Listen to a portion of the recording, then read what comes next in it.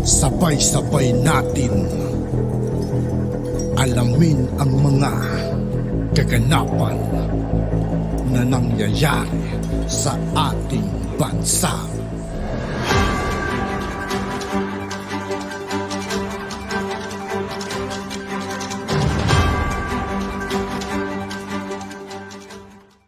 Yo, what's up mga kaibigan? This is TOO KAYE po again.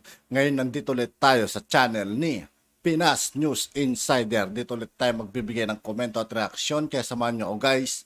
Let's go!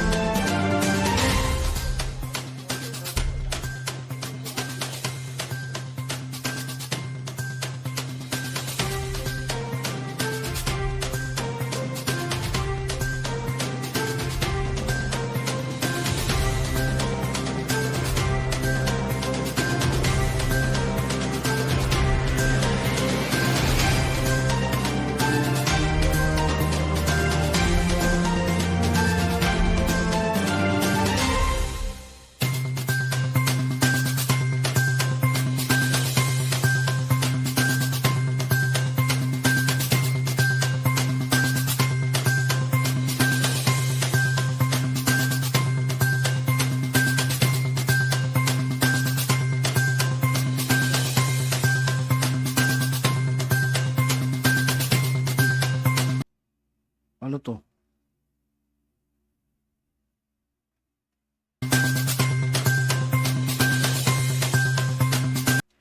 Tungkol ito mga kaibigan sa gold do.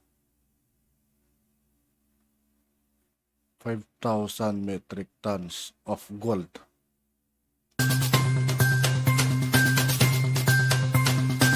Grabe no?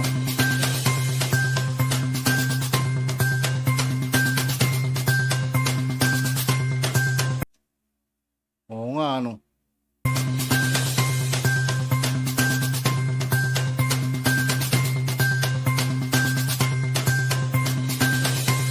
Thank you very much, and good afternoon, ladies and gentlemen, and thank you for your manifested interest. Tungkol na pala ito mga kaibigan sa mga gold na pinahiram ni Apo Lakay. It's clear that the global challenges that we are facing have led to economic and trade fragmentations. In a bid to address these complex issues, we now pause and reflect. Are our institutions still effective? What actions do we need to undertake to recalibrate those institutions? What mechanisms are necessary to fill the gaps, and how do we forge essential new partnerships? The COVID-19 pandemic and the current state of the global economy are a testament to the need for a higher call for cooperation. No one is completely safe and secure until everyone is safe and secure. No one can be left behind if we are to succeed. This is the kind of society that we envision for the Philippines, the same one we are striving for in our development plan, the socio-economic agenda that we have put together, and our other national strategies. I thank the multilateral, bilateral, and private partners, as well as those in the academic and civil society. Thank you to the forum's organizers for this opportunity to highlight our work. And the World Economic Forum has provided us with an excellent program. So allow me to anchor my message on the 5 highly relevant themes that the WEF has identified in our gathering for this year. On addressing the current high inflation, low growth, high debt economy, in the context of new systems for investment, trade, and infrastructure. Well, according to IMF, projection for global economic growth in 2023 is a rather low 2.7%, slower than the 3.2% in 22, which is already a significant decrease from 6% in 2021. In the Philippines, the picture is slightly different, and we project our economy to grow by around 7% in 2023.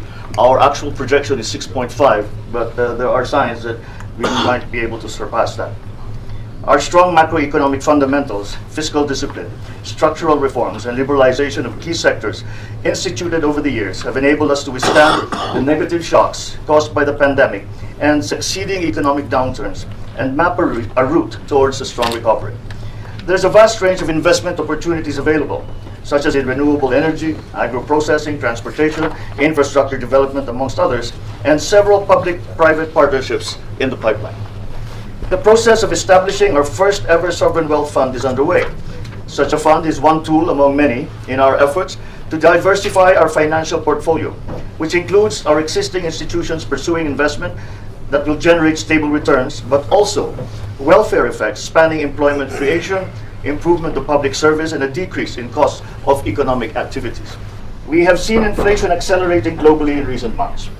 We have deployed a number of non-monetary issues to address high inflation, focused on a temporary relaxation of imports concerning various meats and grains. The government has intensified its measures to help improve local food production and help the agricultural sector to strengthen and quickly recover from the deterioration of the agricultural value chain. The government will pursue modernization and innovation programs, the development of new farming and fishing technologies, adoption of climate and disaster resilient technologies for the enhancement of the agricultural value chain system. We also need to ensure that sufficient welfare measures are in place to cushion the impact of elevated inflationary pressures, especially towards the most affected and vulnerable sectors in our society. As we convene here in Davos, efforts are likewise focused on strengthening the country's engagement with trading partners and promoting the use of the country's network of FTAs to maximize opportunities. We stress the importance of economic and technical cooperation to assist the development of smaller economies and enable their participation, both of small businesses and economic segments with untapped potential in the global economy, and also of large-scale industrial development.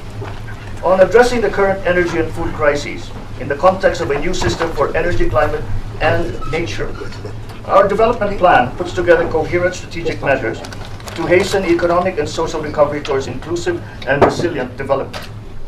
On addressing the current industry headwinds in the context of a new system for harnessing frontier technologies for private sector innovation and resilience. Amendments to the Foreign Investments Act provide flexibility and transparency and liberalize the practice of professions, making it easier for foreign investors that require foreign talent to do business in the country. The Corporate Recovery and Tax Incentives for Enterprises Act, or CREATE Act, provided much needed relief for our micro, small, and medium enterprises, or MSMEs, through a reduction in the corporate income tax rate and ending investor uncertainty. Amendments to the implementing rules and regulations of the Build, Operate, Transfer law will allow the government to leverage public-private partnerships and better direct resources to other critical areas of development, governance, including social protection measures. The government also recognizes the importance of digitalization as a key driver for the long-term development and for our economic transformation to the post-pandemic global economy.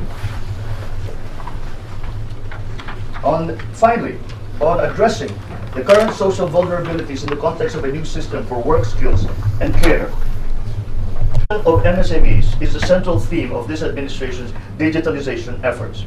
We aim to empower and enable MSMEs to participate in the digital economy and thus significantly narrow the digital divide. Finally, on addressing the current social vulnerabilities in the context of a new system for work, skills, and care, given the lingering impact of the pandemic and the accelerated changes in the landscape of work, we underscore the importance of education, skills development, lifelong learning to enhance the employability of workers, strengthening government interventions and public-private partnerships to improve access to employment opportunities, improving health systems and social protection to abate and mitigate present and future risks. And I'm proud to say it's now considered as a model in the developing world, will spare the lives and livelihoods of our people.